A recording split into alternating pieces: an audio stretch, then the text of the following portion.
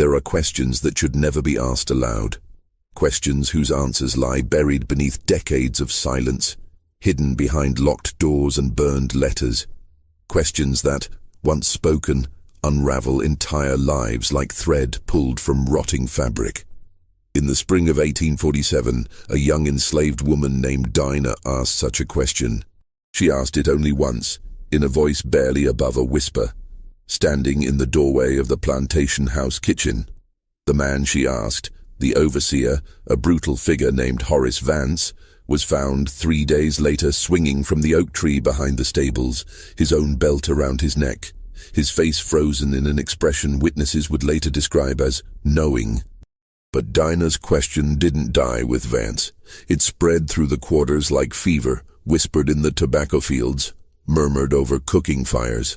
And as it spread, other secrets began surfacing, secrets that had been carefully maintained for nearly 2 decades, secrets that involved the master's family, the bloodlines of the plantation, and a truth so disturbing that it would eventually consume everyone who touched it. This is the story of Thornhill Plantation in Lunenburg County, Virginia, where a simple question about resemblance became a death sentence, and where the answer revealed a horror far worse than anyone could have imagined.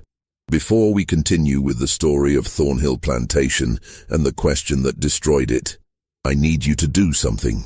If this introduction has already given you chills, hit that subscribe button right now and turn on notifications. Because stories like this one, buried deep in America's darkest history, are what we uncover here every week. And I want to know, where are you listening from? Drop your state or city in the comments below. Now, let's discover what Dinah saw that spring morning and why her question could never be answered safely. Thornhill Plantation sprawled across nearly 800 acres of Virginia's rolling Piedmont, its main house a 3-story Georgian structure with white columns that gleamed in the afternoon sun. The estate sat on land that had once been hunting grounds for the Saponi people before they were pushed westward by colonial expansion. By 1798, when Colonel James Fairchild purchased the property with money made from the tobacco trade, no trace of the original inhabitants remained, except for the occasional arrowhead turned up by a plow. The plantation had belonged to the Fairchild family for nearly 50 years by the time our story begins. Colonel James had built the main house in 1802, importing craftsmen from Richmond to create a structure that would announce the family's status to anyone who passed. The house featured a grand entrance hall with a curving staircase, parlors on either side with marble fireplaces, a formal dining room that could seat 20, and upstairs, 6 bedrooms with tall windows that overlooked the tobacco fields stretching toward the river. Behind the main house stood the dependencies, the kitchen house, built separate to reduce fire risk, the smokehouse where meat was cured, the dairy with its cool stone floor, the laundry where enslaved women spent their days over steaming tubs, the carriage house and stables, the overseer's cottage, and beyond all of these, arranged in 2 rows, the slave quarters, rough wooden cabins with dirt floors and stone chimneys, each housing anywhere from 4 to 8 people. Colonel James Fairchild had died in 1825, leaving the plantation to his son, Edward's father, also named James. This second James Fairchild had run Thornhill for 7 years before dying suddenly in 1832 of what the doctor called apoplexy, a stroke that took him in the middle of the night, leaving him cold in his bed by morning. He was 41 years old. Edward Fairchild, then just 28, had inherited everything: the land, the house, the debts, and the 47 human beings whose names were listed in the estate inventory between the livestock and the furniture. He had been married for 3 years to Catherine Whitfield, daughter of a Richmond merchant, and they had 1 infant daughter who would die of scarlet fever before her 2nd birthday. By 1847, Edward was 43 years old and looked older. His hair, once dark brown, had gone mostly grey. His face had the weathered quality of a man who spent his days outdoors, inspecting fields and checking accounts. He was not a tall man, perhaps 5 feet 9 inches, but he carried himself with the rigid posture of someone conscious of his authority. His eyes were pale grey, almost colourless in certain lights, and they rarely showed emotion. Catherine had died in 1838, giving birth to their only surviving child, a boy named Thomas. The birth had been difficult, lasting nearly 2 days, and Catherine had bled too much afterward. The doctor from town had done what he could, but infection set in. She lasted a week, feverish and delirious, calling for her mother and crying about things that made no sense. Edward had sat with her every night, holding her hand, saying nothing. When she finally died, he had her buried in the family cemetery on the hill behind the house, beneath a marble stone carved with angels. Thomas was now 9 years old, a thin boy with his father's pale eyes and his mother's delicate features.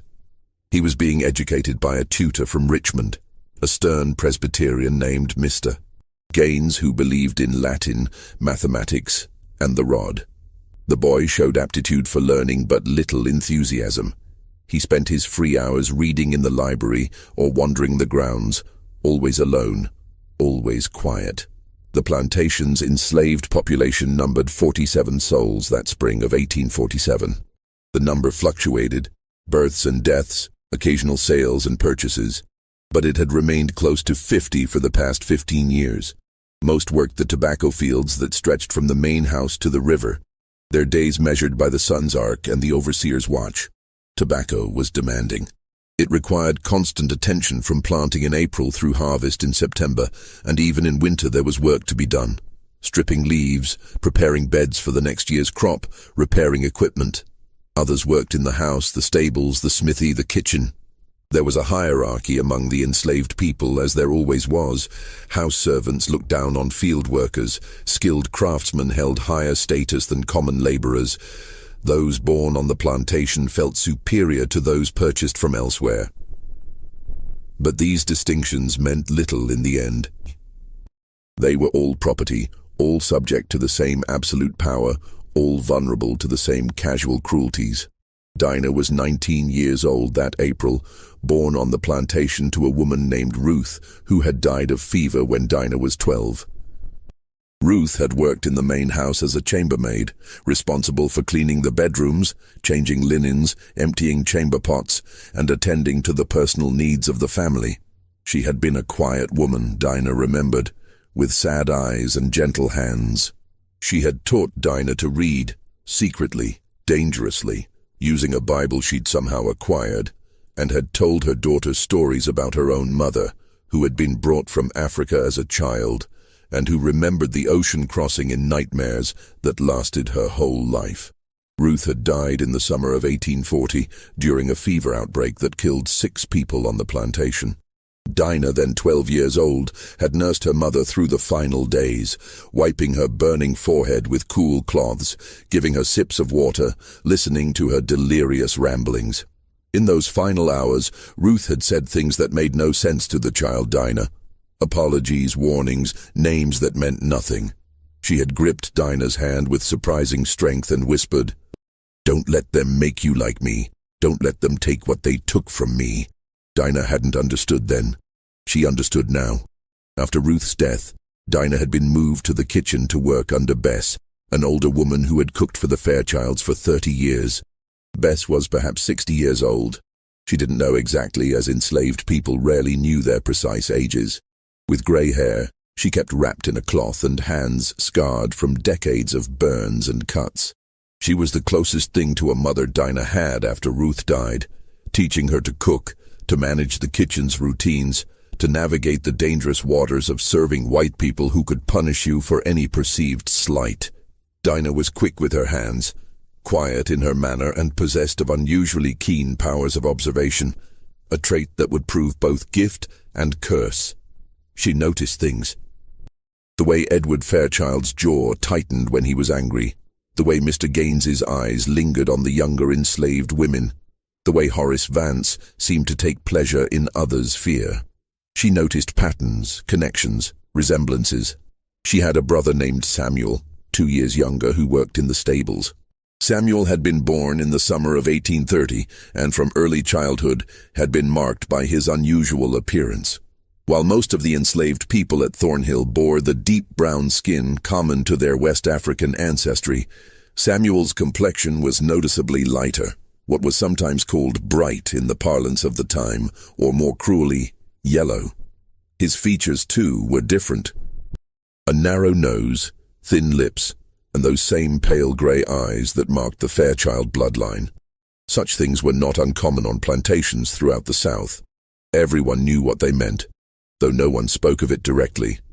Mixed-race children were a visible reminder of the violence and exploitation that undergirded the entire system, and their presence was managed through silence and deliberate ignorance. Masters didn't acknowledge their enslaved children. White wives pretended not to notice, and the enslaved people themselves learned to keep silent because speaking the truth could get you sold away or worse. But Samuel's resemblance to the Fairchild family was more than a matter of coloring. As he grew from boy to young man, the similarity became impossible to ignore. He had Edward's build, tall and lean, with broad shoulders and long limbs. He had Edward's way of tilting his head when listening, as though considering what was being said from multiple angles. He had Edward's long fingers, Edward's straight posture, Edward's habit of rubbing his jaw when thinking. By 1847, at 17 years old, Samuel looked like he could have been Edward's son, which of course he was. Everyone at Thornhill knew it. The enslaved people had known since Samuel was a child, had watched Ruth's shame and silence, had understood the implications. They knew that Ruth had been young and pretty when the old master, Edward's father, had taken notice of her. They knew that she'd had no choice, that no was not a word enslaved women could say to white men. They knew that Samuel was the result, and that Ruth had carried that burden until it killed her. Even the white workers, the overseer, the tutor, the occasional merchants who visited, must have noticed. How could they not? Samuel's resemblance to the Fairchild family was written on his face, in his build, in his mannerisms. But knowing and speaking were different things entirely. The system depended on this silence. As long as no one said it aloud, as long as the truth remained unspoken, the fiction could be maintained.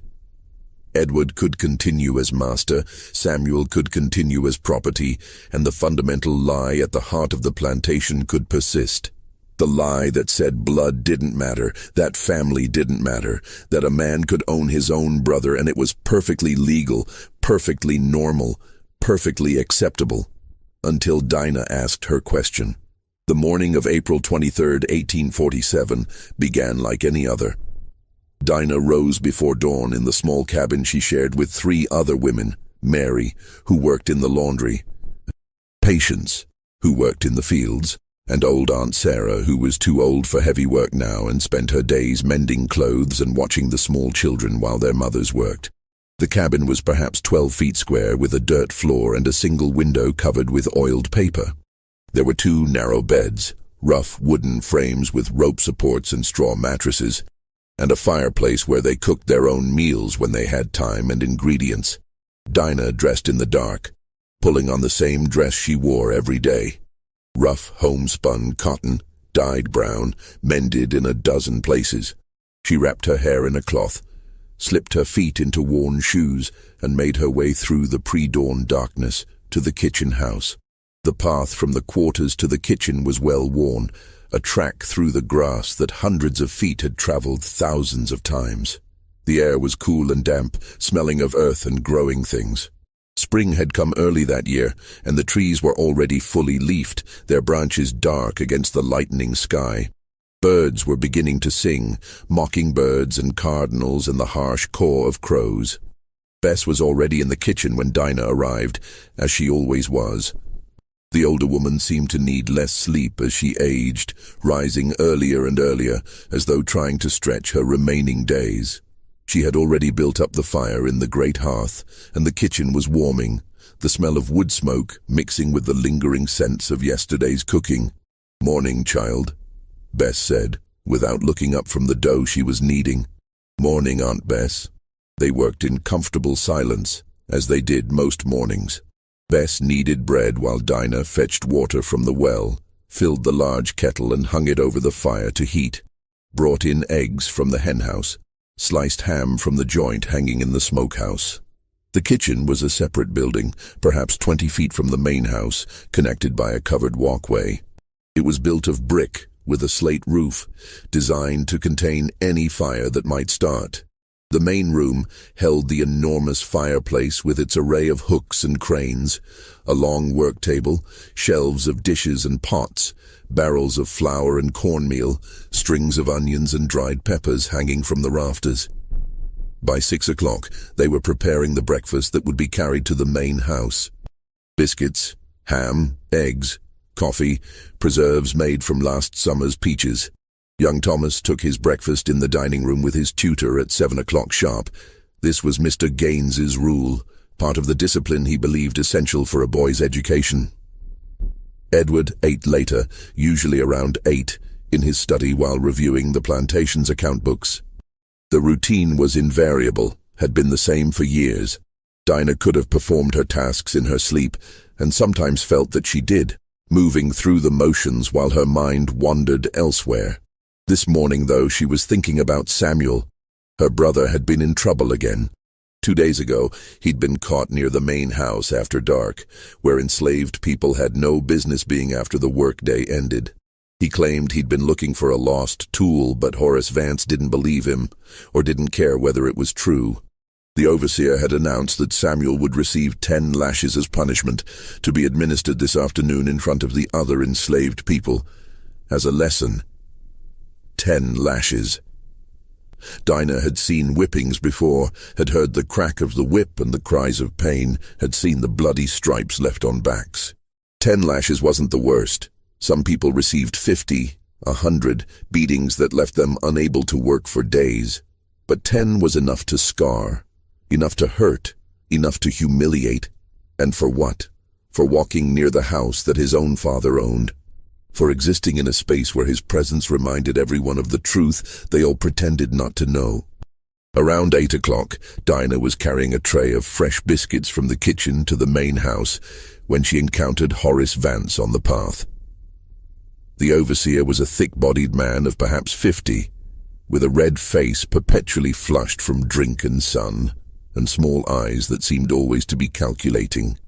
He wore rough work clothes, canvas trousers, a homespun shirt, heavy boots, and carried a short whip coiled at his belt. Not the long whip used in the fields for driving workers, but a personal implement he used for what he called correction. Vance had been overseer at Thornhill for 8 years, hired by Edward after the previous overseer died of a heart attack. He was efficient, brutal, and utterly without sentiment. He saw the enslaved people as livestock to be managed, and he managed them with fear. He had a reputation throughout the county as a hard man, someone who could handle difficult slaves, and Edward paid him well for his services. Vance stopped Dinah on the path, his bulk blocking her way. He looked at the tray she carried, then at her face, his small eyes moving over her in a way that made her skin crawl. "Morning, Dinah," he said, his voice carrying a false friendliness that was somehow worse than open hostility. "Morning, Mr. Vance." She kept her eyes down, as was expected. He reached out and took a biscuit from the tray without asking, bit into it, chewed slowly. Crumbs caught in his beard. He was standing close enough that she could smell him, sweat and tobacco and something sour. "Your brother's getting his lashes this afternoon," Vance said conversationally. 3 o'clock by the tobacco sheds. "You'll be there to watch, I expect." It wasn't a question. When punishment was administered, everyone was expected to watch. It was part of the lesson. "Yes, sir," Dinah said quietly. "Good." Vance took another bite of biscuit. Boy needs to learn his place. Getting too big for his britches, thinking he can wander where he pleases. Can't have that. Got to maintain order, you understand? "Yes, sir." "Your mama understood that. Ruth knew her place, knew how things worked. You'd do well to be like her." He smiled, showing yellowed teeth. "Pretty girl like you, smart girl. You could do well here if you keep your head down and your mouth shut." The implication was clear, and it made Dinah's stomach turn. She said nothing, just stood there holding the tray, waiting for him to move. Finally, Vance stepped aside. "Better get those biscuits to the house before they get cold. Master Edward don't like cold biscuits." Dinah hurried past him, her heart pounding. She could feel his eyes on her back as she walked toward the house. She entered through the back door into the warming kitchen, a small room where food was kept hot before serving. From there, a narrow hallway led past the butler's pantry to the dining room. As she approached with the tray, she heard voices. Thomas and his tutor, Mr. Gaines. The dining room door stood slightly ajar. Dinah paused, not from curiosity, but from training. Servants learned to pause before entering rooms, to listen for a moment to gauge the mood, to avoid interrupting at an inopportune moment, to make themselves invisible until needed. Through the gap, she could see Thomas seated at the long mahogany table, his Latin primer open before him. The book looked enormous in front of the small boy, its pages covered in dense text. Mr. Gaines stood beside him, one hand on the back of Thomas's chair, the other pointing to something on the page. The tutor was a thin man of perhaps 40, with a narrow face and dark hair combed severely back. He wore a black suit, as he always did, and carried himself with the rigid certainty of a man who believed he knew God's will. Again, Mr. Gaines was saying. The conjugation, first person singular, present tense. Thomas's young voice, hesitant. Amo. Louder, speak with confidence. Amo, amas, amat. The morning light from the tall windows fell across Thomas's face, illuminating his profile. The sharp nose, the pale eyes, the thin mouth, the way his hair fell across his forehead. He was wearing a white shirt with a stiff collar, dark trousers, shoes that had been polished to a shine. A child dressed as a small adult, being molded into the master he would someday become. And in that moment, Dinah thought of her brother, thought of Samuel, who at this very moment was probably mucking out stalls in the stable, his hands rough and calloused, his clothes stained with manure and sweat. Samuel, who would be whipped that afternoon for the crime of walking near the house that his own father owned. Samuel, who had the same pale grey eyes as the boy sitting at that table, the same sharp nose, the same way of tilting his head. The resemblance was striking. It always had been, but somehow in this moment, with the morning light falling just so across Thomas's face, it was undeniable. They could have been brothers. They were brothers, half-brothers, sharing a grandfather, sharing Fairchild blood. But one sat at a mahogany table learning Latin, destined to inherit land and wealth and power, and the other cleaned stables and would be whipped for walking in the wrong place. The anger came suddenly, unexpectedly, a hot surge that rose from her chest to her throat. It was not a planned thing, not a calculated risk. It was simply the breaking point of years of accumulated silence. Years of watching her mother's sadness, years of seeing Samuel treated as property while bearing the face of the family that owned him. Years of swallowing truths that everyone knew but no one could say. Dinah pushed open the door and entered with the tray. Mr. Gaines glanced at her with the blank expression white people reserved for servants, seeing her function but not her face, acknowledging her presence only as one might acknowledge a piece of furniture that had moved. Thomas didn't look up from his book, still focused on his Latin conjugations. Dinah set the tray on the sideboard and began arranging the biscuits on a serving plate. Her hands were shaking slightly, though she tried to control them. The anger was still there, hot and insistent, demanding release.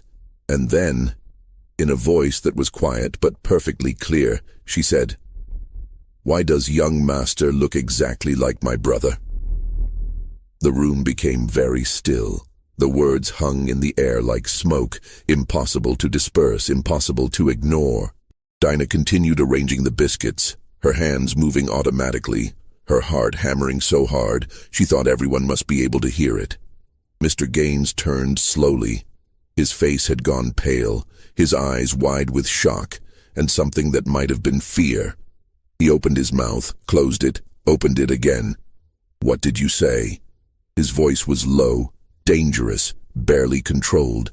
Dinah didn't repeat it. She didn't need to. The question had been heard, had been understood, and now it existed in the world, real and undeniable. Thomas looked up from his Latin primer, his young face confused. "Which brother?" he asked, with the innocent directness of a 9-year-old who didn't yet understand why this question was forbidden. "Who does she mean?" "I didn't know she had a brother." Mr. Gaines's face had gone from pale to red. He took a step toward Dinah, one hand raised, then seemed to think better of it. He was breathing hard, his chest rising and falling rapidly beneath his black suit. "Get out," he said very quietly. "Get out now." Dinah left the tray, left the biscuits half arranged, left the room. She walked through the hallway, through the warming kitchen, out the back door. Her legs felt disconnected from her body, as though she were watching herself from a distance. She crossed the yard to the kitchen house and went inside, closing the door behind her. Bess was at the work table, rolling out dough for pies. She took one look at Dinah's face and set down her rolling pin. "Child, what did you do?" Dinah couldn't answer. She sat down on the kitchen's back step, in the doorway, and waited for the consequences to arrive. Her hands were still shaking. She clasped them together in her lap and stared at them, at the brown skin and calloused palms, at the hands that looked like her mother's hands. What had she done? She had spoken the truth. That was all. She had asked a simple question, pointed out a simple fact. Why does young master look exactly like my brother? But she knew, even as she sat there, that there was nothing simple about it. She had violated the fundamental rule. She had named the thing that must never be named. She had torn away the veil of silence that allowed the system to function. And now she would pay for it. Bess came and sat beside her on the step. The older woman didn't say anything, just sat there, her presence a comfort. They waited together in silence, listening to the sounds of the plantation waking up, voices calling, tools clanging, the distant lowing of cattle. After perhaps 20 minutes, they heard footsteps approaching, heavy boots on the path. Dinah knew who it was before she looked up. Horace Vance appeared at the kitchen door, his face redder than usual, his small eyes bright with something that might have been anger or might have been excitement. He was breathing hard, as though he'd been running. "You," he said, pointing at Dinah. "Come with me, now." Bess stood up quickly. "Mr. Vance, sir, she didn't mean nothing. She's just a foolish girl who don't know when to keep quiet." "I said come with me." Vance's hand moved to the whip at his belt, his fingers caressing the coiled leather. Dinah stood. Her legs were steadier now, her mind clearer. Whatever was going to happen would happen. There was no point in resisting, no point in running. She had nowhere to run to. She followed Vance out of the kitchen, leaving Bess standing in the doorway, her face stricken. They walked not toward the whipping post near the tobacco sheds, as Dinah had expected, but toward the main house. Vance led her around to the front entrance, something enslaved people never used, and up the steps to the wide porch with its white columns. The front door was massive, made of dark wood with brass fittings. Vance opened it without knocking and pushed Dinah inside. The entrance hall was dim and cool after the bright morning sun. Dinah had been in this space before, of course, but always as a servant, always invisible, always moving quickly through on her way to perform some task. Now, being marched through by the overseer, she felt exposed, wrong, like a piece of furniture moved to an inappropriate place. The hall was grand, a black and white checkered marble floor, a curving staircase with an ornate banister, a crystal chandelier hanging from the high ceiling, portraits of Fairchild ancestors on the walls. To the left was the parlor, to the right the library, and straight ahead, past the staircase, was the door to Edward Fairchild's study. Vance brought her to that door and knocked sharply. "Enter." The study was a large room lined with books, dominated by a massive desk of dark wood. Edward sat behind it, his hands folded on the leather surface, his expression unreadable. Mr. Gaines stood to one side, his face still pale, his hands clasped in front of him. The room smelled of leather and tobacco and old paper.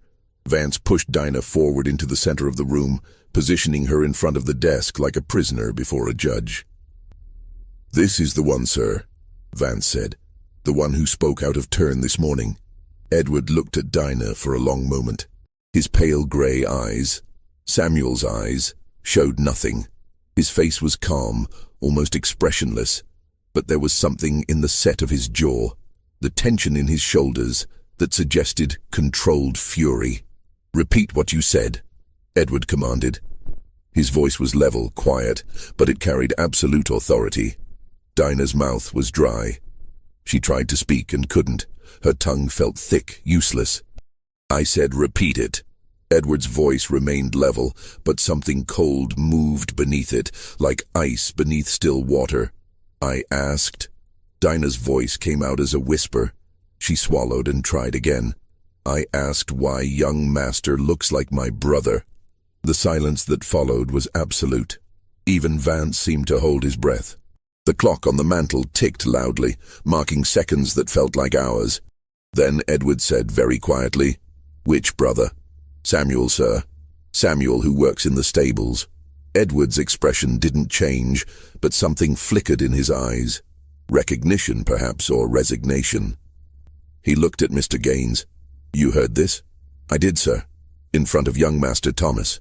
The boy asked questions. He wanted to know who she meant, said he didn't know she had a brother. Edward nodded slowly. He was still looking at Dinah, his gaze steady and cold. "And what did you hope to accomplish with this question? What did you think would happen?" Dinah didn't answer. She didn't know how to answer. She hadn't thought about consequences, hadn't planned anything. She had simply spoken. "Do you understand what you've done?" Edward continued. "Do you understand that you've disrupted the order of this household? That you've planted ideas in my son's mind that he's too young to comprehend? That you've violated every rule of proper conduct?" Still, Dinah said nothing. What could she say? That the question had been burning in her mind for years, that she was tired of the lie, that she wanted someone, anyone, to acknowledge the truth. Edward stood up from his desk, walked around it, and approached her. He was not a tall man, but standing this close, he seemed to tower over her. She could see the lines around his eyes, the gray in his hair, the tightness of his mouth. "Your mother knew her place," he said quietly. "Ruth understood how things worked. She never caused trouble, never spoke out of turn. She accepted her lot and lived her life accordingly." He paused. "You would do well to follow her example." The mention of her mother sparked something in Dinah.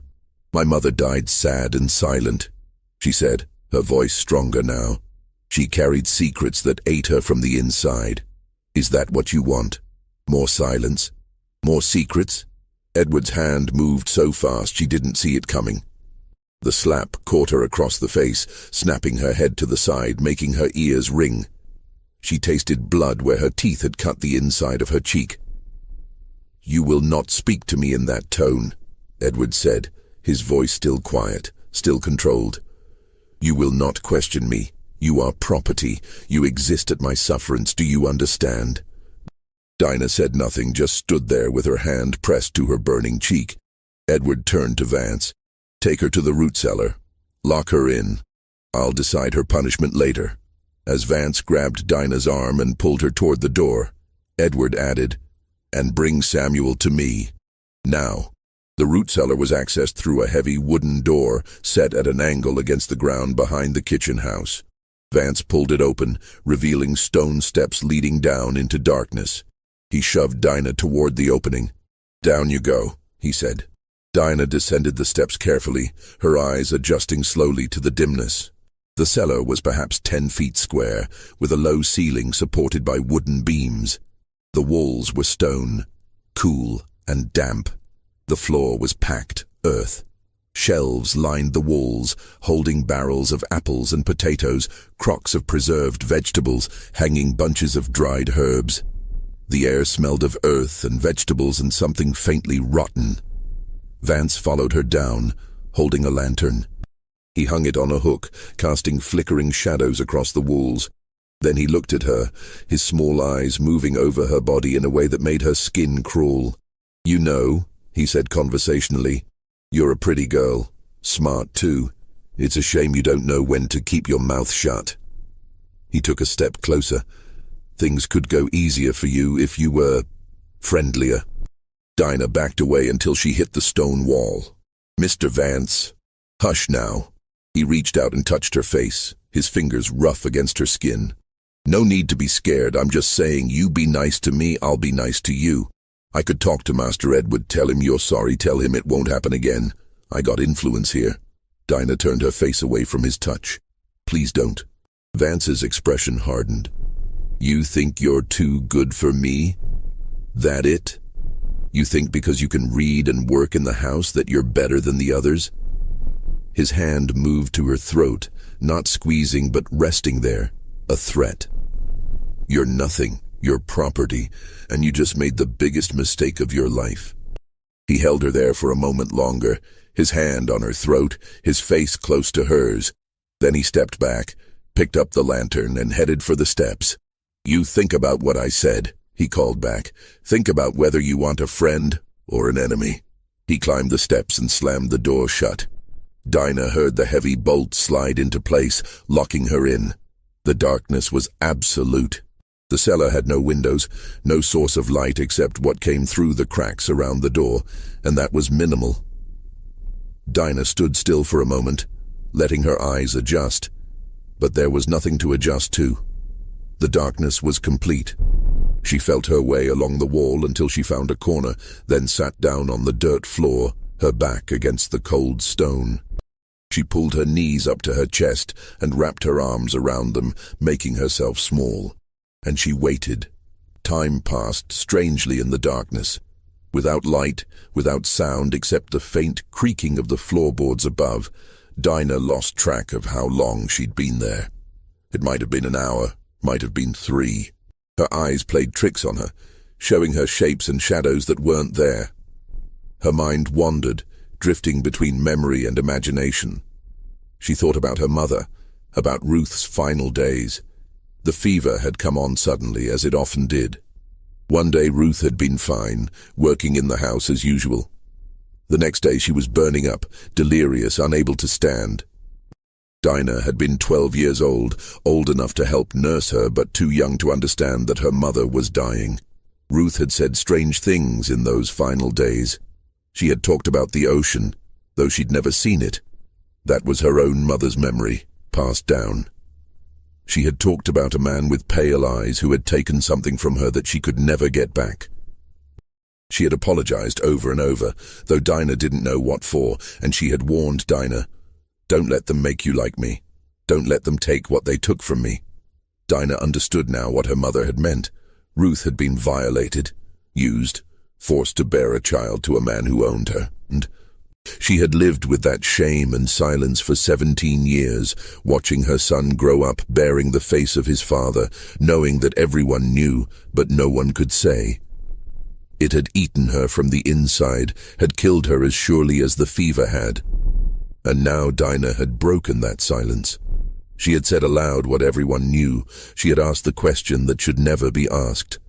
What would happen to Samuel? Edward had ordered him brought to the study. What would the master do to his own son, his own brother's son, now that the truth had been spoken aloud?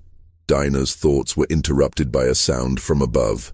Footsteps, rapid and heavy, voices raised in alarm. More footsteps, running, shouts. Something was happening. She stood up, felt her way to the steps, climbed them, and pressed her ear against the door. The sounds were muffled but clear enough. People running, people shouting, a woman screaming. Then, cutting through all the other sounds, a scream unlike any Dinah had ever heard. A man's voice, raw with terror and pain, screaming words she couldn't quite make out. The screaming went on, rising and falling, sometimes forming words, "No, no, please, God, no."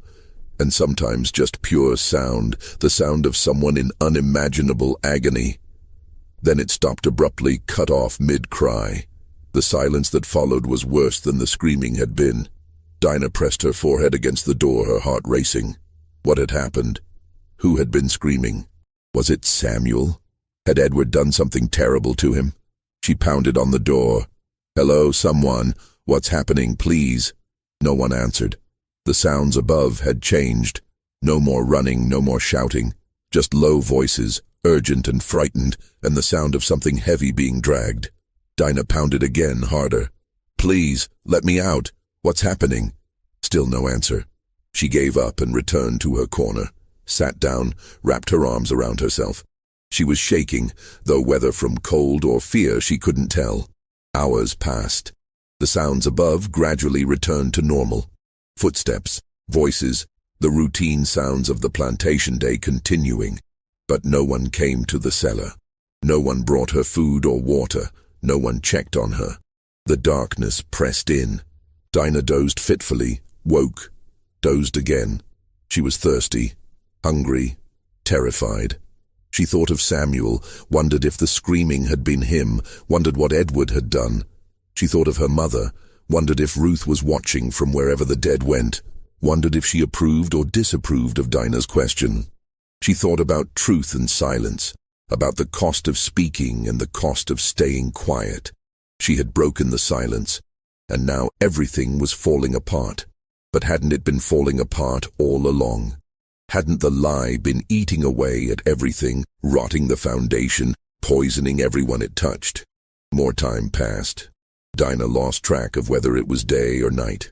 In the absolute darkness of the cellar, time became meaningless. Finally, it might have been 6 hours later, might have been 12. She heard the bolt slide back. The door opened and light flooded in, painfully bright after so long in darkness.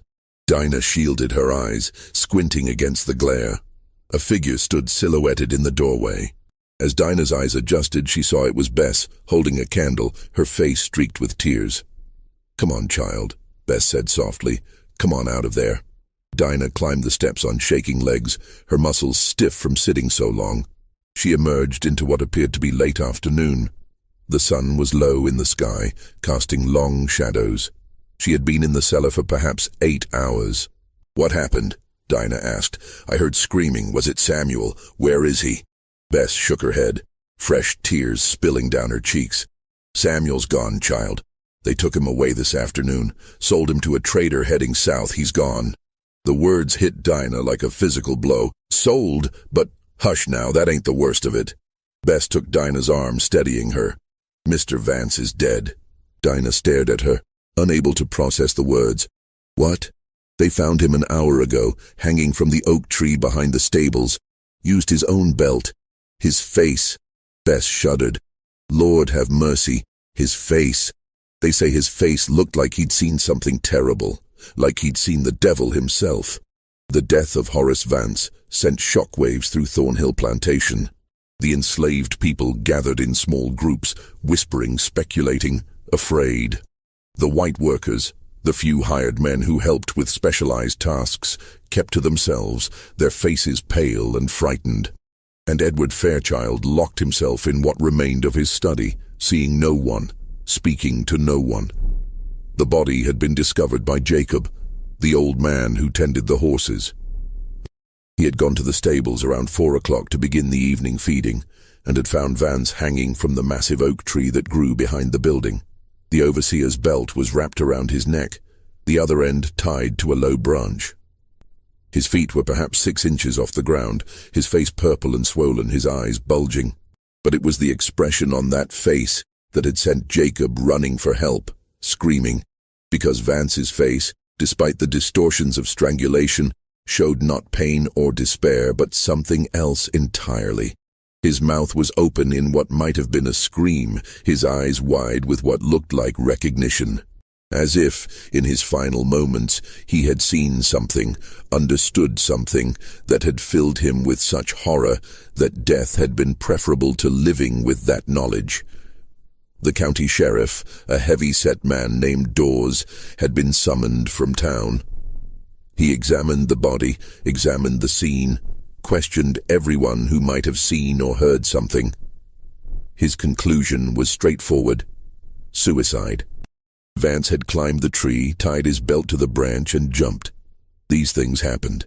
Men sometimes took their own lives, for reasons known only to themselves.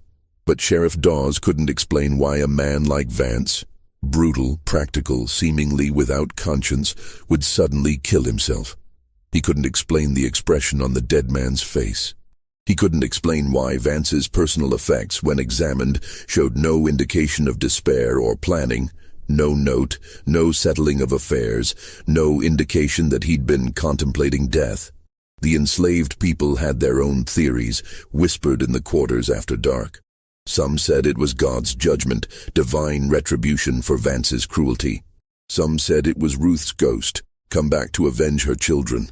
Some said it was something darker, something that had been awakened by Dinah's question, by the speaking of truth that should have remained silent. Old Aunt Sarah, who claimed to have the sight, said she'd seen Vance's ghost already, walking near the stables, his neck bent at an unnatural angle, his face still wearing that expression of terrible knowledge. Others claimed to have heard sounds at night. Footsteps, whispers, the creak of rope against wood. Edward Fairchild ordered Vance buried quickly, in the far corner of the plantation's small cemetery, away from the family plots. The funeral was perfunctory, a few words from a traveling preacher, no mourners except those required to be there. The grave was filled in, a simple wooden cross placed at the head, and everyone tried to pretend that life would return to normal. But life at Thornhill would never be normal again. Within a week, Edward hired a new overseer, a younger man named Porter, perhaps 35 years old, who came with good references from a plantation in Chesterfield County. Porter was less openly brutal than Vance had been, but no less effective. He believed in discipline through fear, in maintaining absolute control, in showing no weakness. He lasted exactly 9 days. On his 9th night at Thornhill, Porter was making his evening rounds, checking that all the enslaved people were in their quarters, that no one was where they shouldn't be. He carried a lantern and a pistol, and he walked with the confidence of a man who feared nothing. He went to the stables last, as was his habit, to check on the horses and make sure the building was secure for the night. Jacob, who slept in a small room attached to the stables, heard him enter, heard his footsteps on the wooden floor, heard him speaking to the horses in a low voice. Then Jacob heard something else. A gasp, a strangled cry, the sound of the lantern hitting the floor. Then silence. Jacob, frightened, stayed in his room with the door barred. He didn't emerge until morning, when he found Porter standing in the center of the stable, his face pale as death, his eyes wide and staring at nothing. The lantern lay on the floor, its glass shattered, the oil soaked into the straw. The horses were restless, stamping and snorting. "Mr. Porter?" Jacob said tentatively. "You all right, sir?" Porter turned to look at him, and Jacob took an involuntary step back. The overseer's face was wrong somehow, not injured, not marked, but wrong, as if he'd aged 10 years in a single night. "The tree," Porter whispered. "The oak tree. He's still there, still hanging, still watching. Ain't nobody there, Mr. Porter. Mr. Vance is buried. I saw him." Porter's voice rose to a shout. "I saw him, hanging there, his face. He couldn't continue. He pushed past Jacob and ran from the stable. By noon, Porter had packed his belongings and left Thornhill, refusing to explain, refusing to stay even one more night. He rode away on his horse, looking back over his shoulder as though expecting to be followed.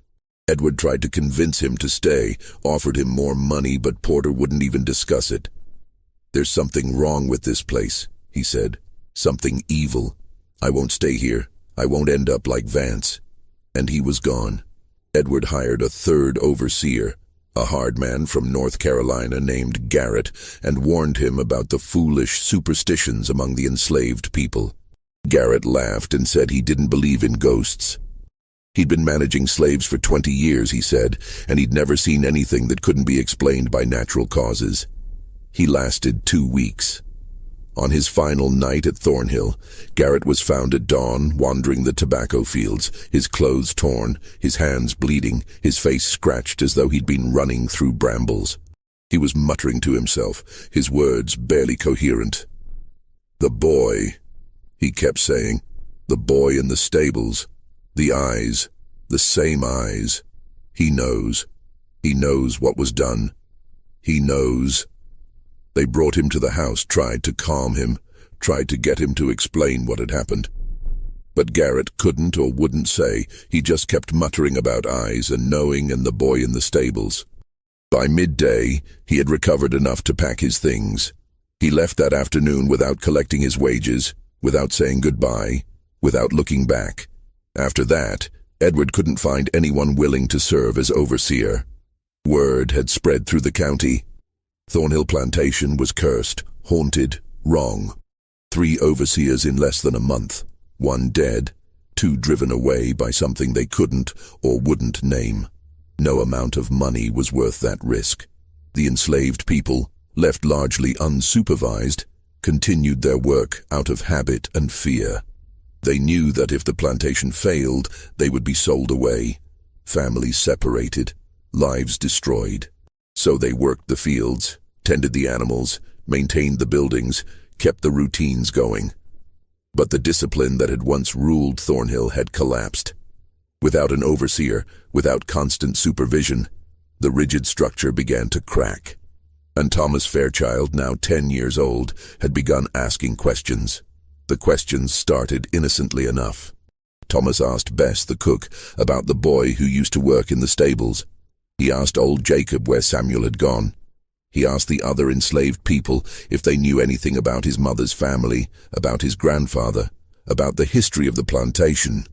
Most of them deflected his questions, gave vague answers, tried to avoid engaging with the boy. But Thomas was persistent. He had inherited his father's intelligence and his father's stubbornness, and Dinah's question had planted a seed in his mind that wouldn't stop growing. He came to the kitchen often, always when Bess was elsewhere, always seeking out Dinah. At first, she tried to avoid him, afraid of what might happen if she was caught speaking to the master's son. But Thomas was insistent, and gradually, carefully, she began to tell him things.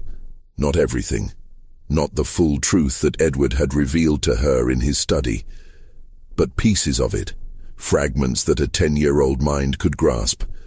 She told him about Samuel, about how kind he'd been, how he'd carved little animals from wood and given them to the younger children in the quarters. She told him about their mother, Ruth, who had died of fever, who had been gentle and sad.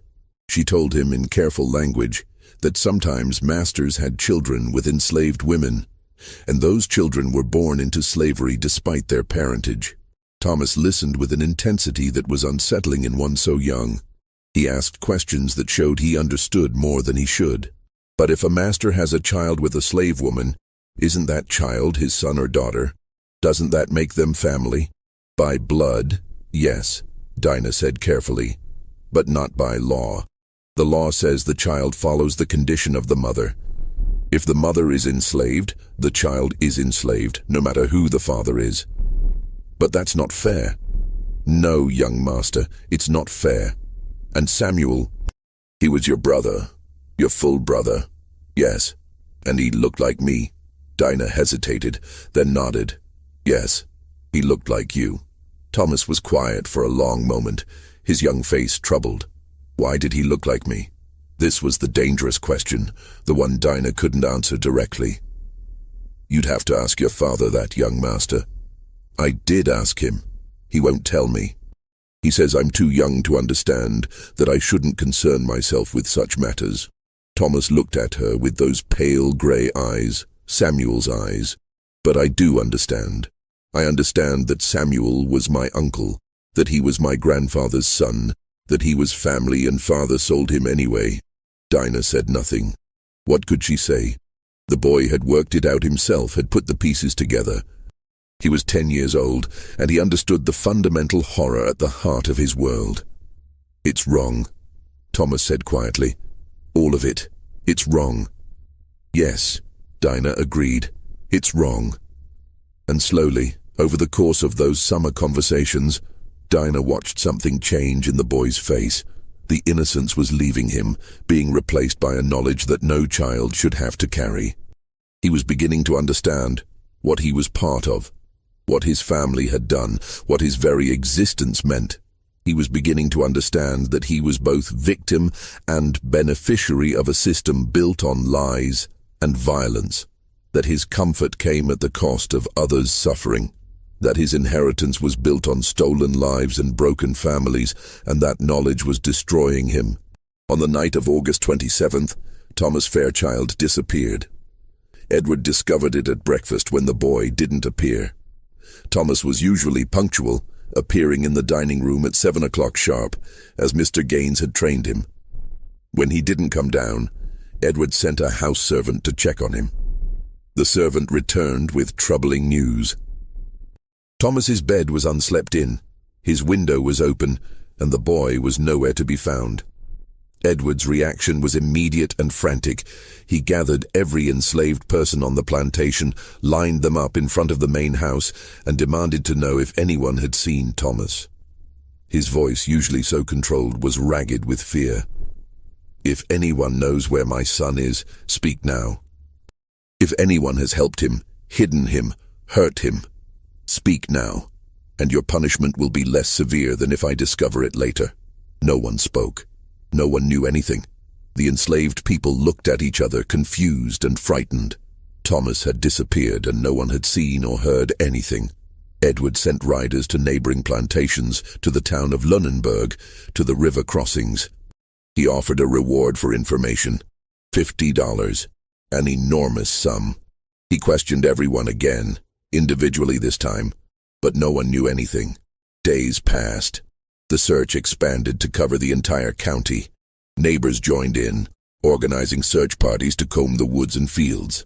The sheriff returned, bringing deputies, searching for any sign of the missing boy. But Thomas had vanished as completely as if the earth had swallowed him. Edward was beside himself. He didn't sleep, barely ate, spent his days and nights searching, calling his son's name, offering prayers to a God he'd never particularly believed in. The plantation's work came to a halt as everyone focused on finding the missing boy. On the third day, Dinah came to Edward's study.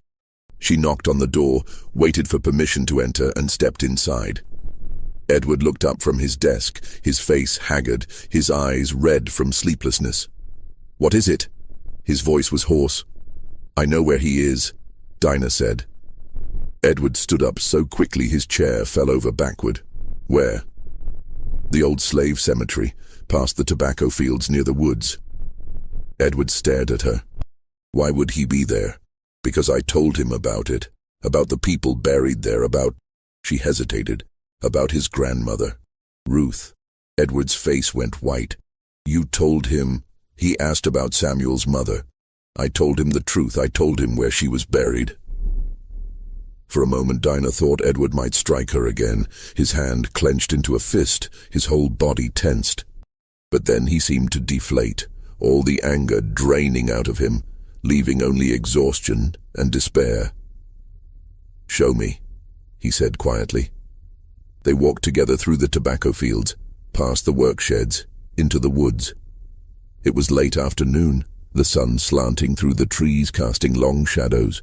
Birds sang in the branches overhead, oblivious to human drama. The old slave cemetery was perhaps a quarter-mile into the woods in a small clearing. It was where the enslaved people buried their dead, away from the white cemetery near the main house. The graves were marked by rough wooden crosses and field stones, most of them weathered and leaning. The names were remembered only in the memories of the living, passed down through oral tradition, because enslaved people weren't allowed headstones with inscriptions. They found Thomas sitting beside one of the graves, his back against a tree, his face streaked with dirt and tears. He'd been there for 3 days, apparently, sleeping in the woods, drinking from the creek, eating nothing. His clothes were torn and filthy, his face scratched from branches, his lips cracked from thirst. When he saw Edward, he didn't move. He just looked at his father with those pale grey eyes, Samuel's eyes, Edward's eyes, and said, "She's buried here, Ruth, my grandmother." Edward stopped several paces away, as though afraid to come closer. "Thomas, you need to come home." "Why?" The boy's voice was flat, emotionless. "So I can pretend I don't know? So I can grow up and own my own cousins and half-siblings and pretend it's normal?" "Thomas, Samuel was my uncle." Thomas stood up, his small frame shaking. "My uncle and my half-brother, both. And you sold him. You sold your own son, your own brother's son, and you didn't even care."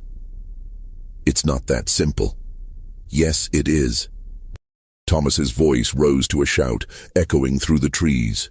It's exactly that simple. You did it. Grandfather did it. And now I'm supposed to do it too, aren't I? That's what you're teaching me.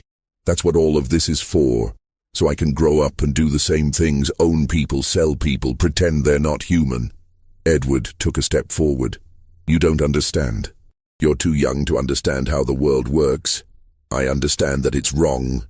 Thomas was crying now, his words coming in gasps. I understand that we're monsters, that our whole family is built on being monsters, that everything we have, everything we are, is built on hurting people and pretending it's normal. Edward reached for his son, but Thomas jerked away. Don't touch me. You're not my father. You're just a man who owns people, who owns his own children, who sold his own brother. The boy turned and ran, not toward the house, but deeper into the woods. Edward called after him, but Thomas didn't stop, didn't look back. He disappeared into the trees, leaving Edward standing alone among the graves. Dinah, who had witnessed the entire exchange from a few paces back, said quietly, "Let him go. He'll come back when he's ready." Edward turned on her, his face twisted with rage and grief. "This is your fault. You did this. You destroyed my son with your questions and your truths." "No." Dinah interrupted, her voice steady. "You destroyed him. You and your father and all the men like you. You built a world on lies and violence, and now your son can see it for what it is. I didn't do that.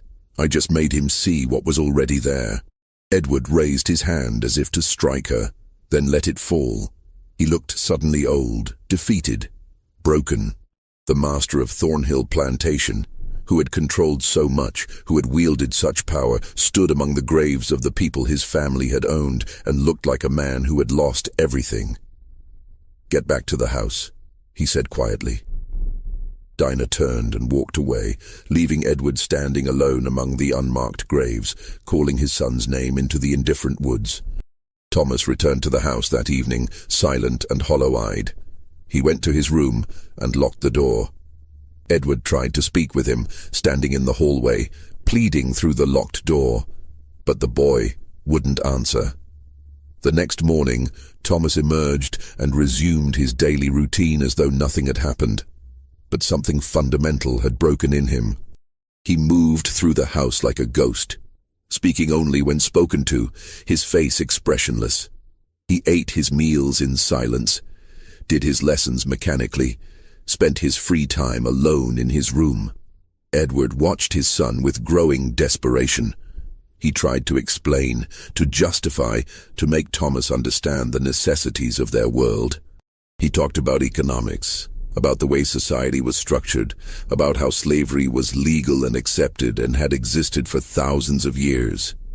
He talked about duty and inheritance and the responsibilities of their class. But Thomas wouldn't listen. He had seen the truth, and he couldn't unsee it. He had understood the horror, and he couldn't unknow it. In September, Edward made a decision. He would send Thomas away to boarding school in Richmond, away from Thornhill and its ghosts, away from Dinah and her dangerous truths, away from the graves in the woods and the questions they raised. Perhaps distance would heal what had been broken. Perhaps Thomas would forget, would learn to accept the world as it was, would grow into the master he was meant to be. But before he could make the arrangements, something happened that would make all such plans irrelevant. September brought cooler weather to Virginia, the first hints of autumn in the air. The tobacco harvest was underway, the enslaved people working long days to bring in the crop before the first frost. The leaves were cut, hung in the curing barns, tended carefully to ensure they dried properly. It was the most important time of the year, the work that would determine whether the plantation made money or lost it. But the work was proceeding slowly, inefficiently, without proper supervision. Edward tried to manage it himself, but he was no overseer. He didn't know the details of the work, didn't know how to drive people to maximum productivity, didn't have the presence or the brutality to command absolute obedience. The enslaved people worked, but at their own pace. They took breaks when they needed them, helped each other, looked after the elderly and the children. Without constant supervision, without the threat of immediate punishment. They created their own rhythms, their own systems. The work got done, but not as quickly or as efficiently as it would have under Vance's brutal management. Edward watched this with growing frustration, but couldn't figure out how to fix it. He couldn't find anyone willing to serve as overseer. He couldn't manage the work himself. And he couldn't sell everyone and start over. That would destroy the plantation's value, would leave him with nothing. He was trapped, and he knew it. Meanwhile, Thomas continued his strange, silent existence. He went through the motions of daily life, but seemed disconnected from everything around him. He did his lessons with the new tutor, a timid young man from Lynchburg who lasted exactly 3 weeks before departing, claiming the atmosphere at Thornhill was oppressive, but showed no interest in learning. He ate his meals but tasted nothing. He slept but had nightmares that left him screaming in the dark. And he continued to seek out Dinah, continued to ask questions, continued to try to understand the incomprehensible. One afternoon in mid-September, Thomas found Dinah in the kitchen garden picking vegetables for dinner. Bess was inside, and they were alone. Thomas sat down on the ground beside her, watching her work. "I've been thinking," he said after a long silence, "about what you said, about how the law says children follow the condition of the mother." Dinah continued picking beans, dropping them into her basket. "Yes, young master. So if a free woman has a child with an enslaved man, the child is free? Yes. But if an enslaved woman has a child with a free man, the child is enslaved? Yes." Thomas was quiet for a moment, thinking. "That's designed to benefit the masters, isn't it? So they can have children with enslaved women and not have to free them, so they can increase their property." Dinah looked at him, surprised by his insight. "Yes, that's exactly what it's designed to do. And my grandfather, he had children with enslaved women. With your mother, with others." This was dangerous territory, but Dinah decided to answer honestly. "Yes, Ruth was not the only one. So I have uncles and aunts who are enslaved, cousins, half-siblings maybe." "Yes." Thomas picked up a stick and began drawing patterns in the dirt. "And father knows this?" "Yes. And he doesn't care." Dinah chose her words carefully. "I think he cares. I think it troubles him. But he doesn't know what to do about it. The system is bigger than any one person. Your father didn't create it. He just inherited it. Like he inherited this plantation. But he could change it. He could free people. He could acknowledge his family. He could. But it would cost him everything. His wealth, his status, his place in society. And it wouldn't change the system. Other plantations would still exist. Other enslaved people would still suffer. Your father freeing his slaves wouldn't end slavery." Thomas threw the stick away. "So we're all trapped. The enslaved people are trapped because they're property. And we're trapped because we benefit from owning them, and we can't give that up without losing everything." "Yes," Dinah said quietly. "That's exactly right. It's evil," Thomas said. "The whole thing is evil." "Yes." They sat in silence for a while, Dinah picking vegetables, Thomas staring at nothing. Finally the boy said, "What happened to Samuel? Where did they send him?" "South. That's all I know. The trader was heading to Mississippi or Alabama to the cotton plantations." Will he be all right?" Dinah didn't answer immediately. How could she? The cotton plantations were notorious for their brutality, for working enslaved people to death and replacing them with new purchases. Samuel was young and strong, which might help him survive. But he was also light-skinned, educated, marked by his resemblance to the family that had owned him. That might make things harder. "I don't know," she finally said. "I hope so. I pray so. But I don't know." Thomas nodded slowly. Then he said something that chilled Dinah to her core. "I wish I'd never been born. I wish I didn't exist, because my existence is part of this. I'm part of the evil." "Young master, it's true. I benefit from it. I eat food grown by enslaved people. I wear clothes made by enslaved people. I live in a house built by enslaved people. Everything I have, everything I am, is built on their suffering. And someday, I'm supposed to inherit all of this. Supposed to become the master. Supposed to continue it. He looked at her with eyes that seemed far too old for his young face. I don't want to. I don't want any of it. I'd rather die than become what my father is, what my grandfather was. Don't say that, Dinah said urgently. You're young. You can choose differently. You can be different. Can I? Or am I already too corrupted? Already too much a part of it? Dinah didn't have an answer for that. She just continued picking vegetables, and Thomas sat beside her in silence, both of them trapped in a system neither had created, but both were part of. That night, Edward Fairchild sat in his study, drinking whiskey and going through Horace Vance's personal effects. After the overseer's death, his belongings had been packed up and stored in a trunk in the attic. Edward had finally decided to go through them looking for... what? He didn't know. Answers, maybe. Understanding. The trunk contained the usual things. Clothes, a razor, a pipe, some money. But at the bottom, wrapped in oilcloth, Edward found a small leather journal. He opened it and began to read. The journal was Vance's private record, kept over many years. It contained notes about the plantation's operations, observations about the enslaved people, records of punishments administered. But it also contained something else. A careful accounting of bloodlines. Vance had kept track of which enslaved children had been fathered, by which white men. He had noted resemblances, recorded births, tracked family connections, and he had paid particular attention to the children of the old master, Edward's father.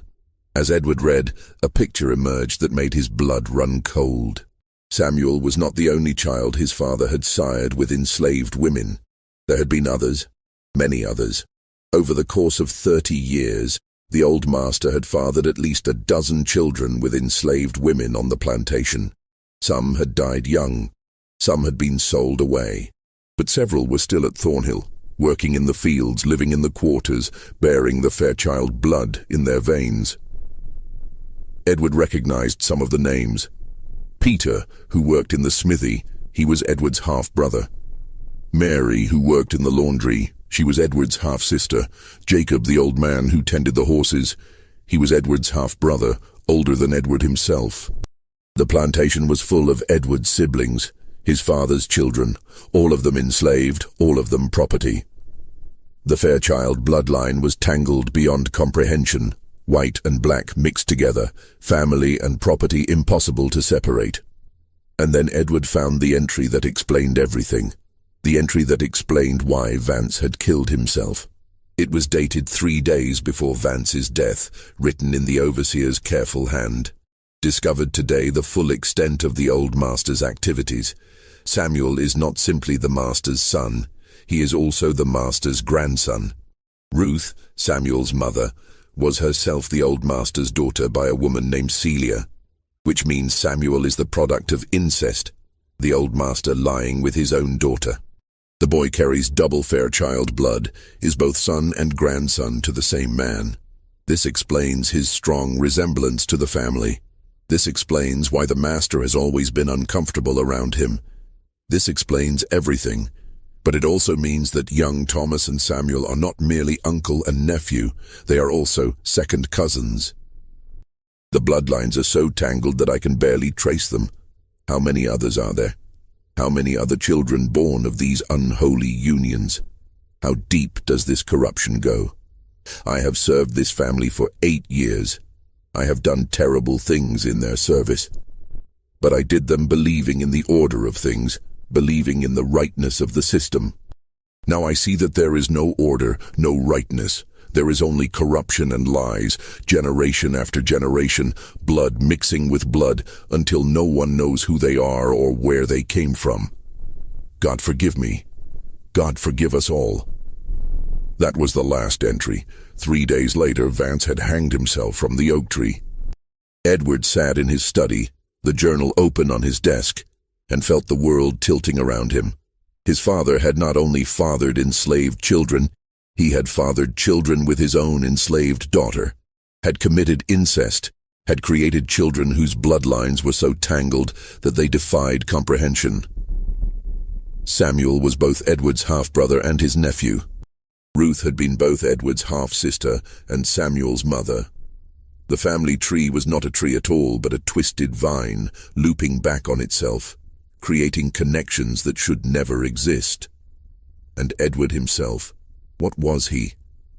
The son of a man who had committed unspeakable acts, the brother of people he owned, the uncle of his own brother, the master of his own family. He thought of Thomas, his son, who was beginning to understand these truths. He thought of Dinah, who had asked the question that started this unraveling.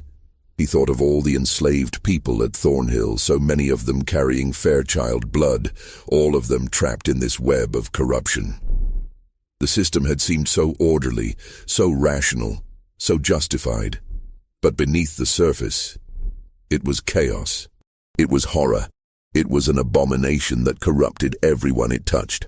Edward closed the journal and sat in the darkness, drinking whiskey, trying to understand how his world had come to this.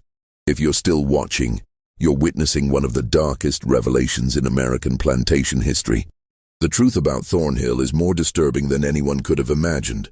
A web of incest, corruption, and blood so tangled that it defies comprehension. Hit that like button if this story is keeping you on the edge of your seat, and drop a comment telling me what you think will happen next, because we're only halfway through this nightmare, and the worst is yet to come. Let's continue. The discovery of Vance's journal changed everything for Edward Fairchild. He spent the next several days in his study, going through the plantation's records, trying to trace the bloodlines, trying to understand the full extent of his father's actions. The more he discovered, the worse it became. His father had not been discreet. He had not limited himself to a few women. Over the course of 30 years, he had systematically violated dozens of enslaved women, fathering children with many of them. Some of these women had been very young, 14, 15 years old, when he first took them. Some had been the daughters of women he'd already violated, creating generation after generation of tangled bloodlines. And the current enslaved population at Thornhill reflected this history. Nearly a third of them carried Fairchild blood. They were Edward's siblings, his nieces and nephews, his cousins. They were family, and they were property, and there was no way to separate these two facts. Edward tried to imagine freeing them, acknowledging them, making things right. But how? If he freed everyone with Fairchild blood, he'd be freeing nearly 20 people, destroying the plantation's labor force, bankrupting himself. And what would he tell them? I'm sorry my father raped your mothers and grandmothers. I'm sorry you were born into slavery because of his actions. Here's your freedom. Now figure out how to survive in a world that will never accept you. It was impossible. There was no way to make this right. The damage was too deep, too extensive, too fundamental. And Thomas knew.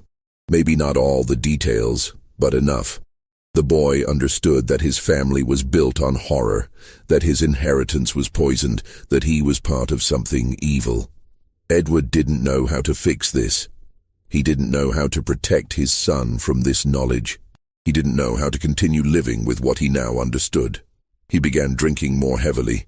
He stopped sleeping. He wandered the plantation at night, walking through the quarters, looking at the cabins where his siblings lived, trying to reconcile what he knew with what he saw. One night, he encountered Dinah outside the kitchen house. She was sitting on the step, unable to sleep, looking up at the stars. Edward, drunk and desperate, sat down beside her. You asked a question, he said without preamble. Why does young master look exactly like your brother?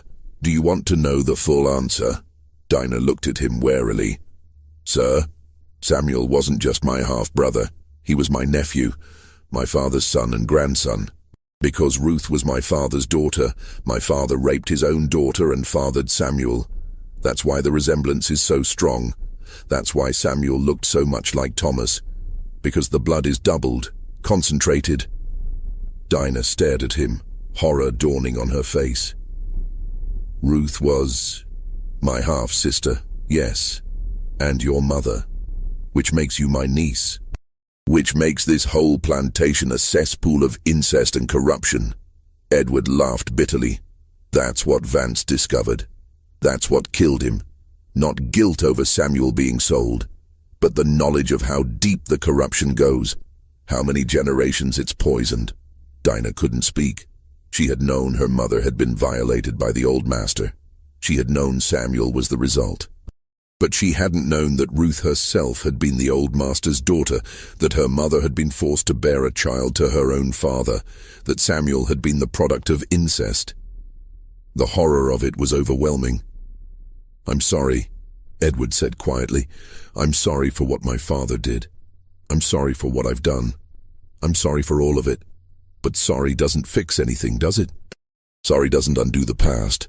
Sorry doesn't free anyone or heal anyone or make anything right." He stood up, swaying slightly. "Your question destroyed everything. But everything deserved to be destroyed. This place, this system, this family, it's all rotten. It's all evil, and I don't know how to fix it." He walked away, leaving Dinah sitting on the step, her mind reeling with the revelation. The next day, Thomas came to Dinah in the kitchen. Bess had gone to the smokehouse, and they were alone. The boy looked terrible, pale, thin, with dark circles under his eyes.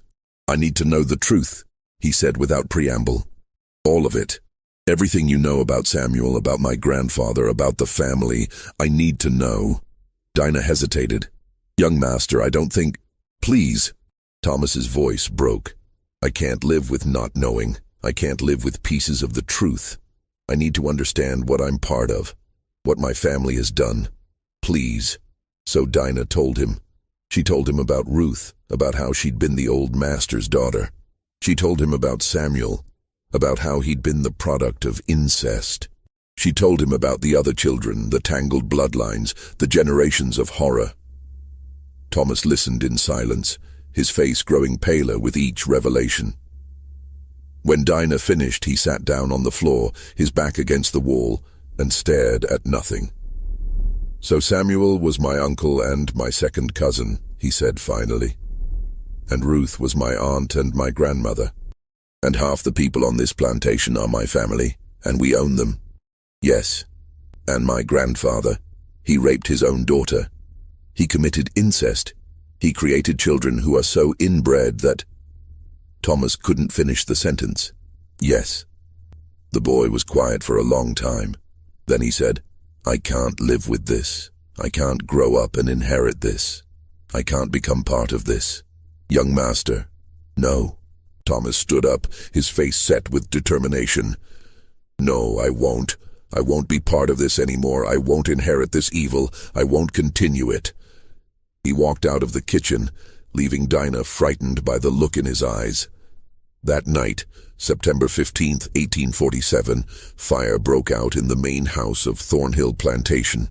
It started in Edward Fairchild's study, in the early hours of the morning when everyone was asleep. Later, people would speculate about how it started. A lamp left burning, a spark from the fireplace, an accident. But it was no accident. Thomas Fairchild had started the fire deliberately. He had waited until his father was asleep, had gone to the study, had taken Vance's journal, the evidence of his family's sins, and had set it alight. Then he had set fire to the curtains, the books, the papers, everything that would burn. He wanted to destroy it all, the evidence, the history, the records. He wanted to burn away the past, to erase the horror, to make it as though none of it had ever happened. But fires don't discriminate. They consume everything. By the time the alarm was raised, the entire first floor was engulfed in flames. The enslaved people formed bucket brigades from the well, but the fire spread too quickly, fed by the dry wood and the books and papers that filled the house. The flames roared up through the floors, consuming everything in their path. Edward was pulled from his bedroom on the second floor by Jacob and Peter, both of them risking their lives to save their master, their half-brother. He was unconscious from smoke, his nightshirt singed, his face blackened with soot. They carried him out to the lawn and laid him on the grass, where he coughed and gasped and slowly regained consciousness. But Thomas was nowhere to be found. Dinah, watching from the kitchen yard with the other enslaved people, felt her heart stop. She knew, with terrible certainty, where Thomas was. Without thinking, she ran toward the burning house. Hands grabbed at her, voices shouted, but she pulled free and plunged through the front door into the inferno. The heat was overwhelming, the smoke choking. The entrance hall was a mass of flames, the grand staircase burning like a torch. Dinah couldn't see, could barely breathe. But she knew the house's layout, had walked these halls 100 times. She made her way by memory and desperation toward the study. The study door was open, the room a mass of flames. And there, in the center of the room, she saw him. Thomas, standing motionless, holding something in his hands. Vance's journal. The leather cover was burning, the pages curling and blackening, but Thomas held it as though it were precious. He was staring at the flames consuming the journal, watching the names and dates and terrible truths turn to ash. Thomas! Dinah screamed his name, but he didn't seem to hear. He was transfixed by the burning journal, by the destruction of the evidence. Dinah lunged forward, grabbed the boy, and pulled him toward the door. Thomas didn't resist, didn't help, just let himself be dragged like a rag doll. The journal fell from his hands, consumed instantly by the fire. They made it to the hallway, then to the front door, then out onto the porch. Hands pulled them down the steps, away from the house. Dinah collapsed on the grass, coughing, her lungs burning, her hands blistered from the heat. Beside her, Thomas lay on his back, staring up at the sky, his face blank. "It's gone," he whispered. "All of it. All the names. All the proof. All the evidence of what we did." Dinah looked at him, then at the burning house. She understood what he'd done. He'd started the fire deliberately, to destroy the journal, to erase the evidence of his family's sins. But fires don't discriminate. They consume everything. And now the main house of Thornhill Plantation was burning to the ground, taking with it not just the journal but all the family records, all the account books, all the physical evidence of the Fairchild family's history. By dawn, the main house of Thornhill Plantation was a smoking ruin. The walls still stood, blackened and hollow, but everything inside was gone. The furniture, the books, the records, the portraits, all the physical evidence of the Fairchild family's history reduced to ash. Edward Fairchild sat on the ground near the ruins, wrapped in a blanket, staring at nothing. He had lost everything: his home, his records, his account books, his father's papers. The plantation could still function, the fields and outbuildings were intact, but the heart of it was gone. And his son, his only child, sat beside him with that same blank expression, saying nothing. The county sheriff came that morning to investigate. He questioned everyone, examined the ruins, and concluded that the fire had been an accident. Perhaps a lamp left burning in the study, perhaps a spark from the fireplace. These things happened in old houses, especially with all those books and papers. No one mentioned that Thomas had been found in the study, holding a burning journal. No one mentioned that the fire had started in the one room that contained evidence of the Fairchild family's darkest secrets. No one mentioned that the boy had been talking about destroying the past, about erasing the horror. The enslaved people knew, of course. They always knew, but they said nothing. What would be the point? The truth had been burned away, and with it, any proof of their own tangled bloodlines and stolen heritage. Dinah, her hands wrapped in bandages, watched as the sheriff departed. She had saved Thomas's life, had pulled him from the fire, but she couldn't save him from what he'd learned, from what he'd become. The boy who had asked questions, who had wanted to understand, who had been horrified by his family's sins. That boy was gone. In his place was someone hollow, someone who had chosen to destroy the truth rather than live with it. In the days following the fire, Thornhill Plantation existed in a strange limbo. The main house was a blackened shell, uninhabitable. Edward moved into one of the overseer's cottages, the one that Porter had briefly occupied, and tried to figure out what to do next. He could rebuild, but it would take years and money he didn't have. He could sell the plantation, But who would buy a cursed place with a burned house and a reputation for driving overseers mad? He could try to continue as before, but without records, without proper housing, without the structure that had held everything together. He was paralyzed by indecision, by grief, by the weight of everything he now knew. Thomas remained in his strange, hollow state. He spoke when spoken to, ate when food was put in front of him, moved through the days like a ghost. Edward tried to reach him, tried to connect with him, but the boy was unreachable. Whatever had broken in him during those 3 days in the woods, whatever had shattered when he learned the full truth about his family, could not be repaired. The enslaved people continued their work, but the atmosphere at Thornhill had changed fundamentally. Without an overseer, without constant supervision, without the threat of immediate punishment, they had created their own systems, their own rhythms. They worked, but they also rested. They helped each other, looked after the children, tended to the sick and elderly. In the absence of brutal control, something like community had emerged, but they all knew it couldn't last. Eventually, Edward would hire a new overseer, or sell them all, or something would change. The brief respite would end, and the brutality would return. That was the nature of the system. Dinah spent her days in the kitchen, working with Bess, trying to process everything that had happened. She had asked a question that had destroyed an overseer, driven away 2 more, revealed terrible truths, and ultimately burned down the main house. She had set in motion a chain of events that had consumed everything it touched. Had she been right to ask the question? She didn't know. The truth had been revealed, but at what cost? Samuel was gone, sold away to a fate she couldn't imagine. Thomas was broken, his childhood destroyed by knowledge no child should have to carry. Edward was ruined, his world collapsed around him. And the enslaved people at Thornhill, while they might have gained a brief respite, were still enslaved, still property, still trapped in the system. The truth hadn't freed anyone, it had only destroyed.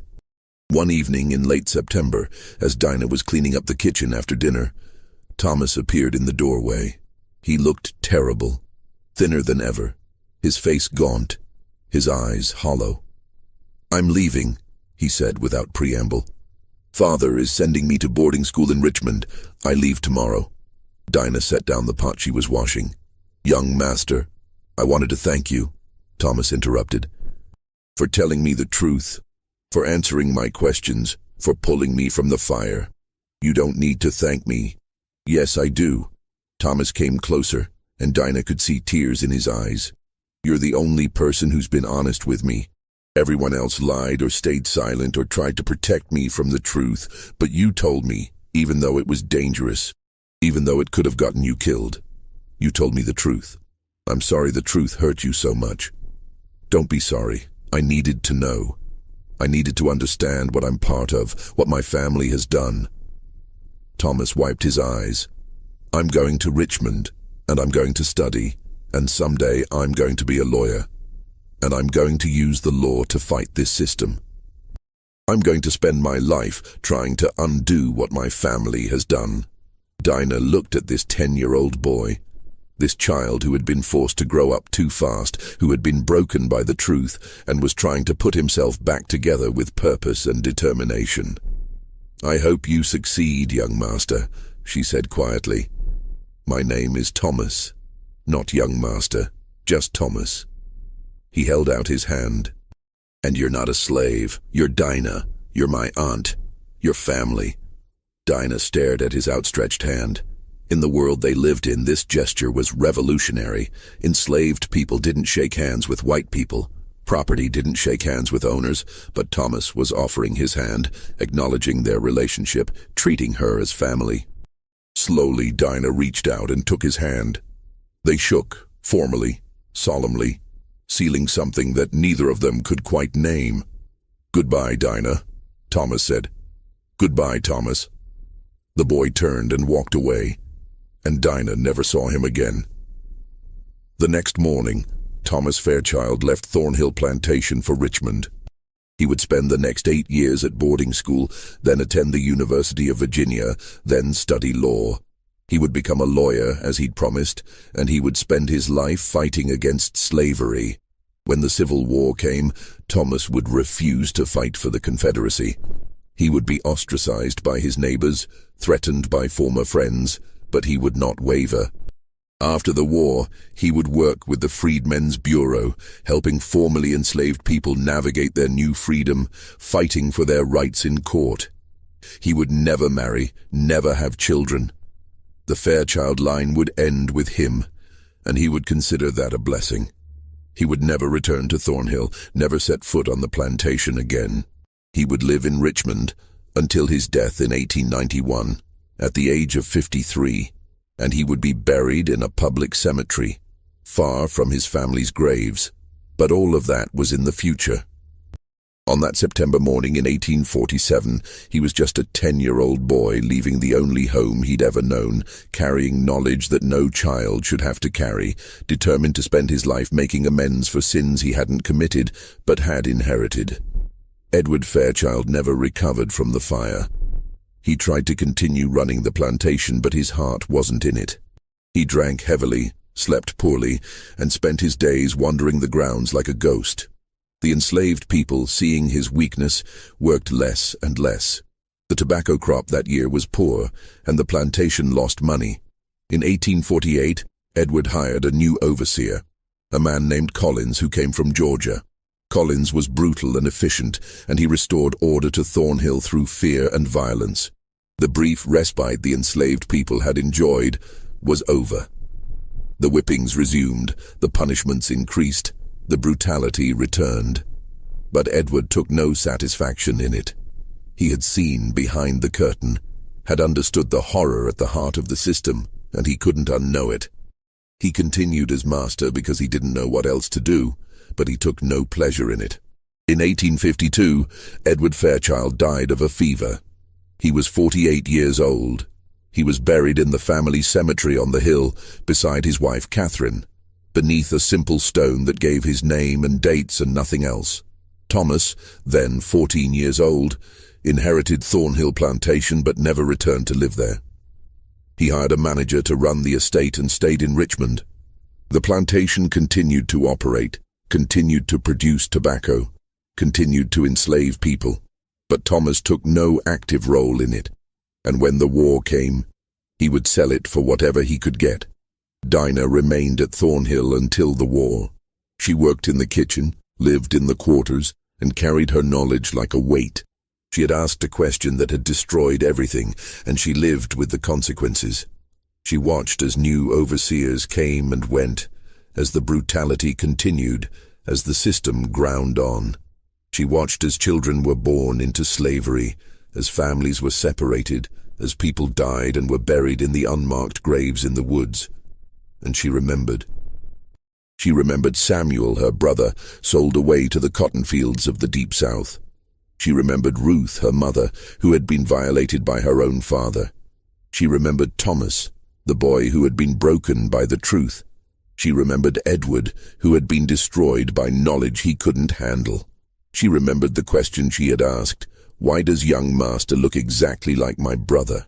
It had been a simple question, pointing out a simple truth. But that truth had been too dangerous to speak, too explosive to contain. It had destroyed an overseer, driven away two more, broken a child, ruined a master, and burned down a house. And yet Dinah didn't regret asking it, because the truth mattered, because silence protected no one, because the lie at the heart of the system was so monstrous that it had to be exposed, no matter the cost. The Civil War came to Virginia in 1861, and with it came the beginning of the end for Thornhill Plantation. The enslaved people, hearing rumors of freedom, began to run away. Some went north following the Underground Railroad. Some went to Union lines seeking protection. Some simply disappeared into the woods and were never seen again. By 1863, Thornhill's enslaved population had dropped from 47 to fewer than 20. The tobacco fields lay fallow, the buildings fell into disrepair, the plantations slowly died. In 1865, when the war ended and the 13th Amendment was ratified, the remaining enslaved people at Thornhill were freed. They took their freedom and scattered, some staying in Virginia, some heading north, some going west to start new lives. Dinah was 37 years old when freedom came. She stayed in Lunenburg County, working as a cook and laundress, saving her money, building a life. She married a man named Joseph, a former slave from a neighboring plantation, and they had 3 children together.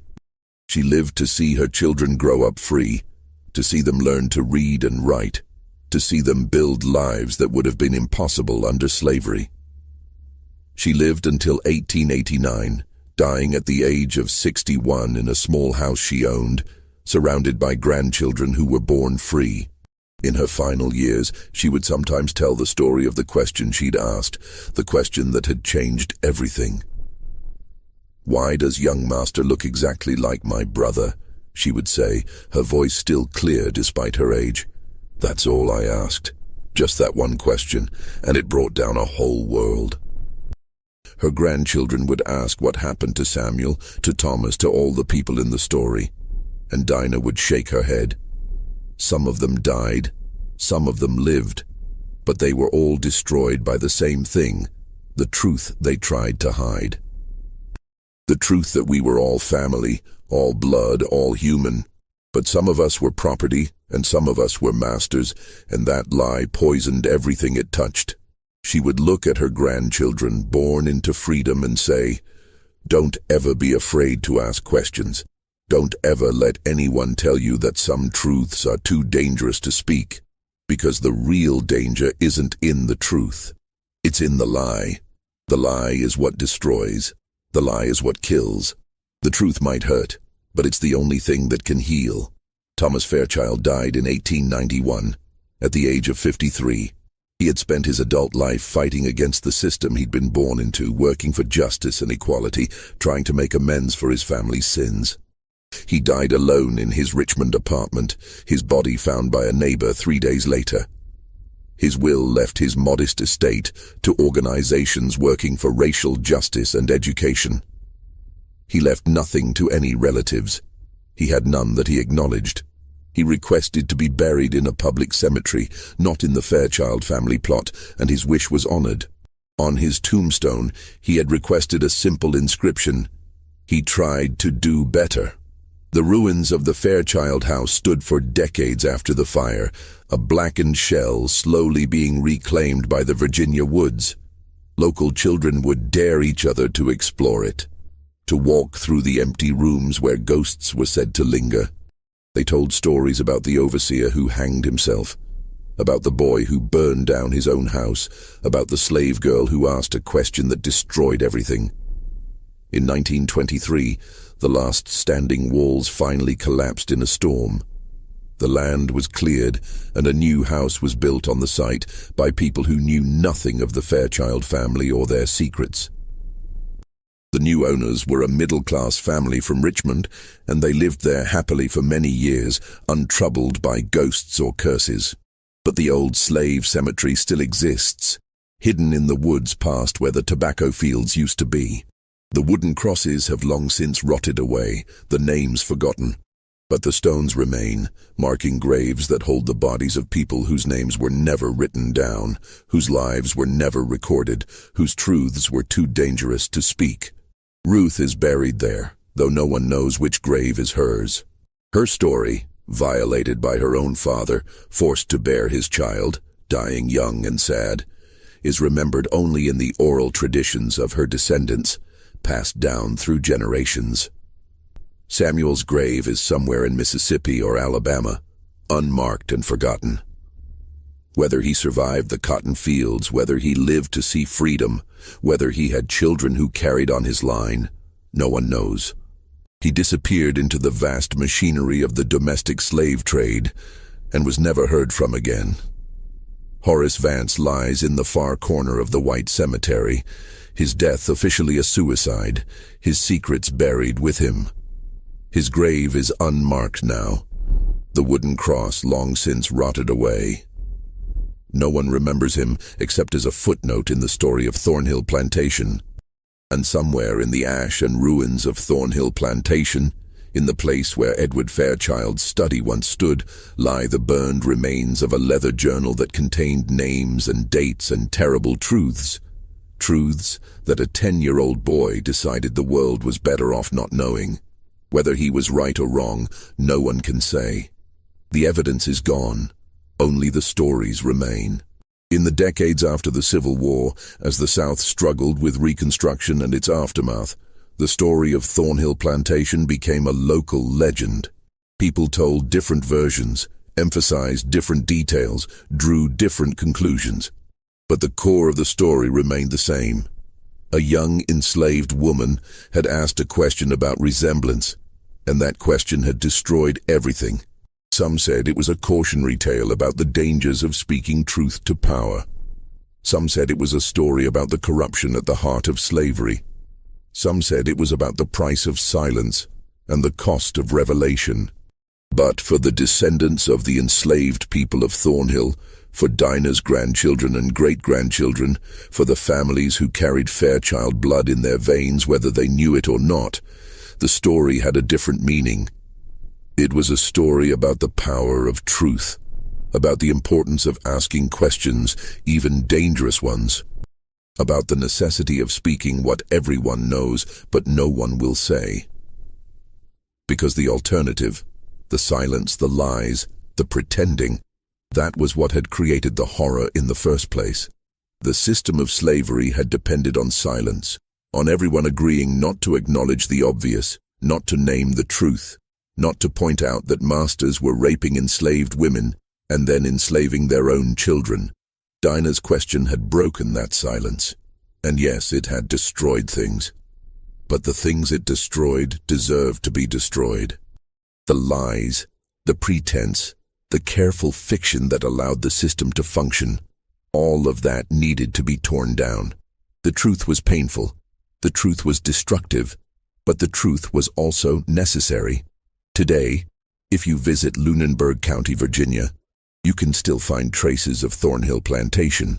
The land has been divided and subdivided, sold and resold, but the basic geography remains. The river still flows along the eastern boundary.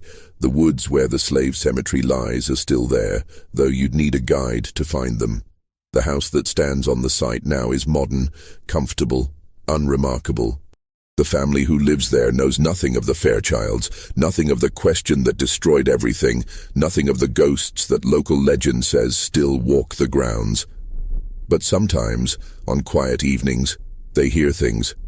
Footsteps when no one is there, whispers in empty rooms, the creak of rope against wood, though there's no rope and no tree. They dismiss it as old houses settling, as wind in the eaves, as imagination. And maybe that's all it is. Or maybe some truths are so powerful, so fundamental, that they leave echoes that persist long after everyone involved is dead and gone. Maybe Dinah's question still resonates, still demands an answer, still refuses to be silenced. Why does young master look exactly like my brother? It was a simple question, but it contained within it all the horror of slavery, all the lies that sustained it, all the truth that would eventually destroy it. And the answer that everyone knew but no one could say, was this: because they were family. Because blood doesn't care about law or custom or race. Because the system that said some people could own other people was built on a lie so fundamental, so monstrous, that it poisoned everything it touched. That was the truth that Horace Vance couldn't live with. That was the truth that broke Thomas Fairchild. That was the truth that destroyed Edward Fairchild and burned down his house. And that was the truth that Dinah carried for the rest of her life, not with pride exactly, but with a kind of grim satisfaction. She had spoken the truth. She had asked the question that needed to be asked. And if the truth destroyed things, well, those things deserved to be destroyed. The story of Thornhill Plantation is not unique. Across the South, on thousands of plantations, similar stories played out. Masters fathered children with enslaved women. Families became tangled beyond comprehension. Truths were hidden, lies were maintained, and everyone pretended not to notice the obvious. Most of these stories were never told. Most of the questions were never asked. Most of the truths remained buried. But every once in a while, someone like Dinah came along. Someone who was tired of the silence, tired of the lies, tired of pretending. Someone who asked the question that everyone was thinking but no one would say. And when that happened, when the truth was finally spoken aloud, everything changed. Not always for the better, not always in ways that could be predicted or controlled, but always, inevitably, permanently. Because some truths once spoken can never be unspoken.